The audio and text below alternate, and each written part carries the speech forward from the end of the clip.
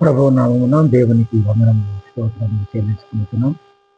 ఈ యొక్క మధ్యాహ్న కాల సమయంలో మీ ముందు వచ్చే అవకాశము దేవుడు నాకు ఇచ్చినందుకు మీకు శుభము తెలియజేస్తున్నాను. ముఖ్యంగా మరి మీకందరికీ తెలియజేయగా దేవుని రాజ్యము స్వతంత్రించుకోవాలంటే, దేవుని రాజ్యానికి మరి మనం వెళ్ళాలంటే మన యొక్క శరీరంలో లేక మన మనసులో, మన తలంపులలో ఇది ఉండకూడదు. అదేమిటనగా ముందుగా శరీర కార్యంలో స్పష్టమై ఉన్నది. అవేవనగా జారత్వము 1, అపవిత్రత 2, కామకత్వము 3, విగ్రహారాధన 4, వ్యభిచారము 5, ద్వేషములు 6, కలహములు 7, మత్సరములు 8, క్రోధములు 9, పక్షలు 10. అదేవిధంగా భేదములు, విమతములు, అసూయలు, మత్తతలు, అల్లరితో కూడిన ఆటపాటలు మొదలైనవి.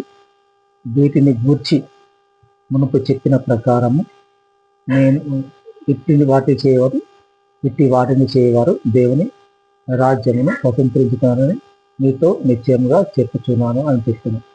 కాబట్టి దేవుని బిడ్డలారా, మరి ఇవన్నీ కూడా మరి దేవునికి వ్యతిరేకమైన మాటలు, దేవునికి కోపము తెప్పించే మాటలు. కాబట్టి దేవుని ఎవరైనా కూడా వీటన్నిటికీ మనం దూరముగా ఉంటే దేవుని రాజ్యాన్ని స్వతంత్రించుకోవాల్సిన అవకాశం ఉంటుంది. కాబట్టి ఇవన్నీ మీరు కూడా జాగ్రత్తగా చూసుకోవాలి, జాగ్రత్తగా మరి ఆలోచన చేయాలి. కాబట్టి ఈ యొక్క శరీర కార్యములు ఇలా ఉన్నాయి. కాబట్టి ఇవన్నిటి కూడా మనము క్రైస్తవులమైన మనం దేవుణ్ణి స్వీకరించిన యేసుక్రీస్తు రక్తాన్ని, యేసుక్రీస్తు రొట్టెను తీసుకున్న మనము వీటన్నిటి కూడా మనం దూరముగా ఉండాలి. అందుకే దేవుడు ఏమంటారంటే, నిన్ను వలె నీ పొరుగు వారిని ప్రేమించమంటారు.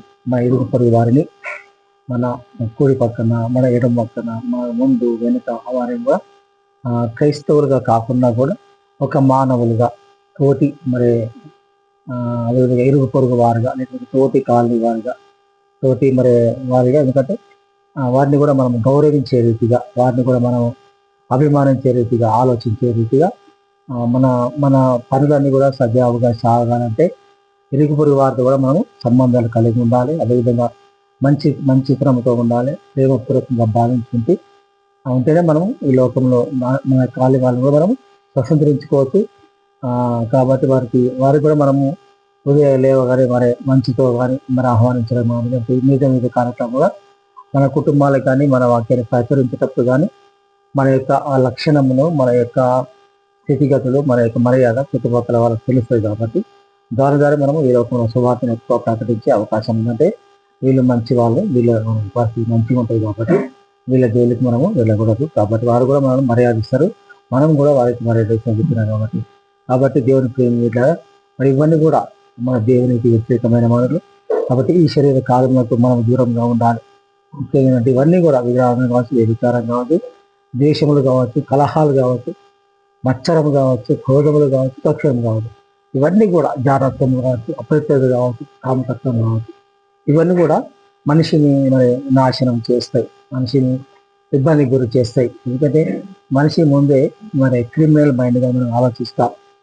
నేరానికి సంబంధించిన మనసు, నేరానికి సంబంధించిన హృదయం. కాబట్టి వీటన్నిటికీ దేవుడు దూరంగా ఉండి నాకు దగ్గరగా ఉండమని చెప్తున్నాను. కాబట్టి దేవుని ప్రేమైన దేవుని బిడ్డలారా, ఆలోచించి దేవుని అనుకూలమును సజీవ యాగమును మీ శరీరంలో సమర్పించుకుంటాను. ఈ యొక్క వాక్యము గలతీ 5:22 నుంచి మనకు కనబడుతుంటుంది. ఈ గలతీ 5:20 నుంచి మనకు కనబడుతుంది.